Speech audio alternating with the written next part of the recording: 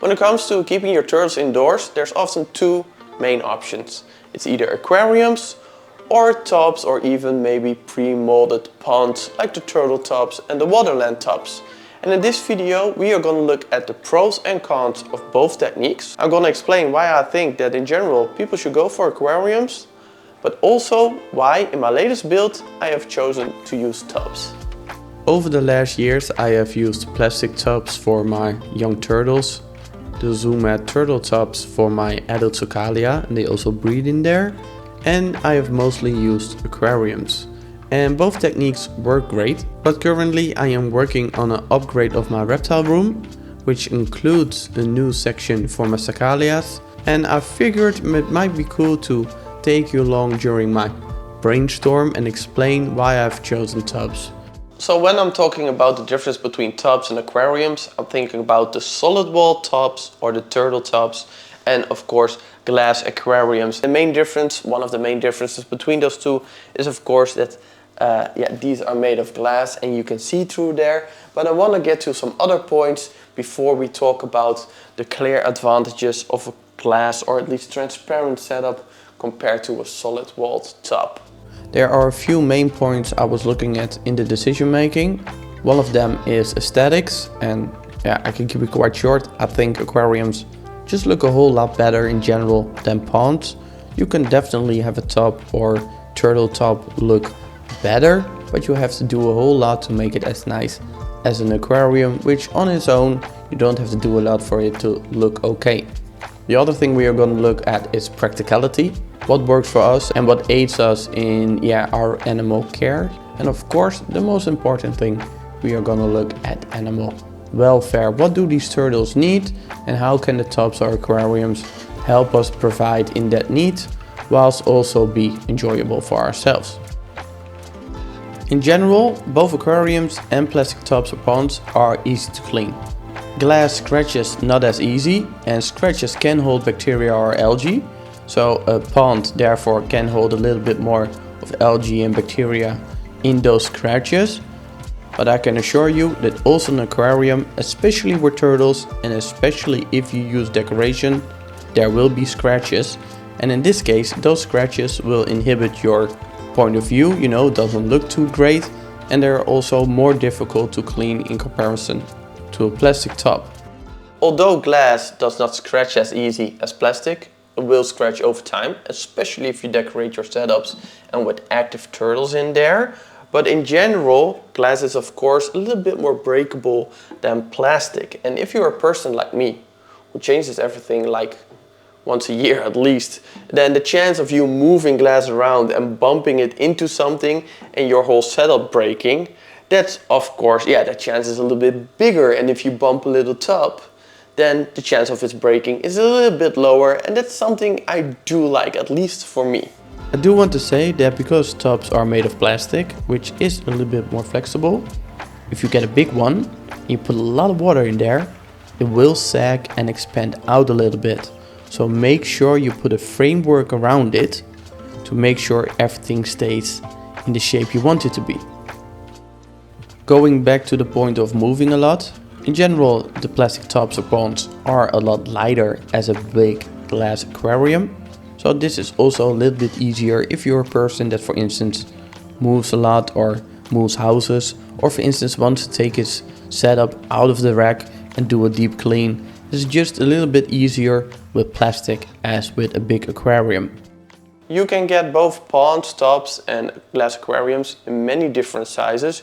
You can get the small ones for your youngsters, or even let some custom build up to meters long. Both you can add a land area, both you can drill holes into. Glass may be a little bit harder, but it is still possible if you have the right tools. So in general, I think they're both, when it comes to adjustability, pretty much on par. The one problem I do have with standard sized aquariums is that, this is an example, standard sized aquariums are often relatively long, relatively high, but quite narrow. And maybe for trachemes or another active swimming turtle, that's not that really big of an issue. But for the species that I have, that are mostly active on the ground, I'd rather have a little bit more shallow setup, but a wider setup, a bigger footprint. And that means that most of the aquariums that I have, like this one, are custom built. And that of course costs a whole lot more than a tub. So that would have meant that for this rack, which I had a certain size in mind, I needed to have all my aquariums custom built. And of course that costs a whole lot more. Now this tub here is the same size as the aquariums I just showed you, but those aquariums are almost 200 euros each.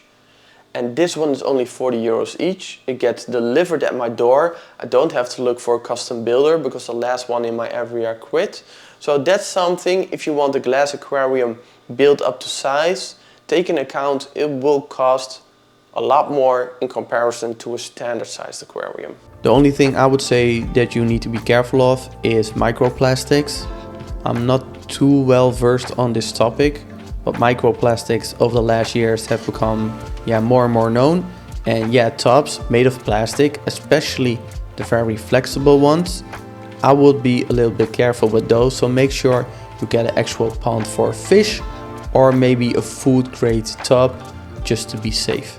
So for many now the tubs might seem as a winner. They are cheap, durable, easy to adjust, and you can get them in many sizes. So overall it seems like a good option for many. But the reason I say that aquariums are probably your best bet is simply because you can see through an aquarium, and this allows you the opportunity to actually observe your animals whilst they're underwater, and not only from your top-down view that you normally have in a solid walled tub. Being able to observe your animals and their natural behaviors is not only a big part of the enjoyment of our hobby, but is also necessary if we want to evaluate their well-being and of course their physical state. So in a glass aquarium this is a whole lot easier.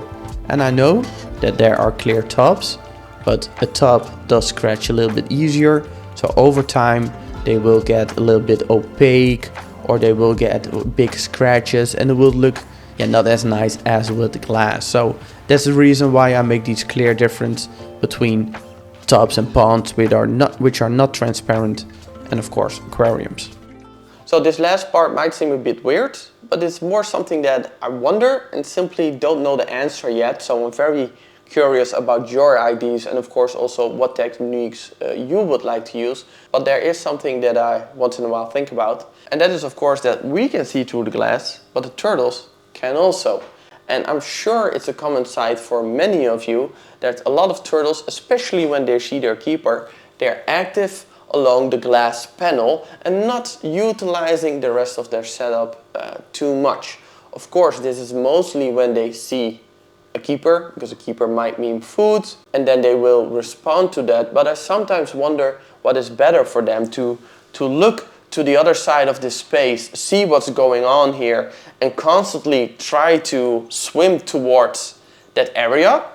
And of course, this is also partly based on how not complex the rest of the environment is, so it does depend on the size of your aquarium and also your decoration. But they can see through here, and I wonder if it's like frustrating. Probably not, because maybe I go a little bit more further than these animals, but I wonder if it can be frustrating for them to constantly try to swim to an area that they won't be able to reach. On the other hand, in my ZooMat turtle tubs, the black walls were really high. So these animals, pretty much their peripheral view was black walls about 30 centimeters each side. And then there was this open space above there. And once in a while, there was me poking out my head above there like this godlike entity, sometimes throwing in food. I don't know what's better, you know. So those animals were also a whole lot more shy. Maybe it even depends on the type of species you have. If you have an animal from a clear water system, it's probably better for them to see a bit more of their environment, because that is how they feel safe in nature. At least when I look at like birds who live on like grass plains, they like to see around them, while other birds that come from really thick rainforest, or for instance a turtle that is found in really muddy water, they rather don't see too much, you know. They really rather don't have this big open space. They rather feel secluded in a little bit darker and murkier water. So it maybe even depends on that. But I really don't know what's better. So I've looked for like this middle ground. I've chosen light tubs, so there's not black walls, so it's light.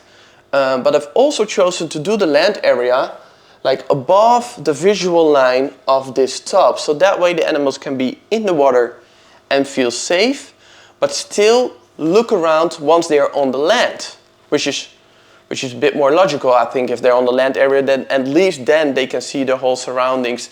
And this is something that I did not like about the Waterlands or about the Zoom at turtle tubs, or some of the inspiration I've seen for this setup. You know, all the animals, all they had was, yeah, wall to wall. So that's the reason why I chose to do it like this. And that's also the reason why these sides are open. This is not only for light and ventilation, but also if you have solid black walls, your animal, when it's in there, this is only gonna see like above it. When I have the animals here, they can already see a whole lot more.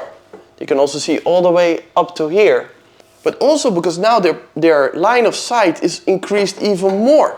They won't be able to see each other, at least not constantly.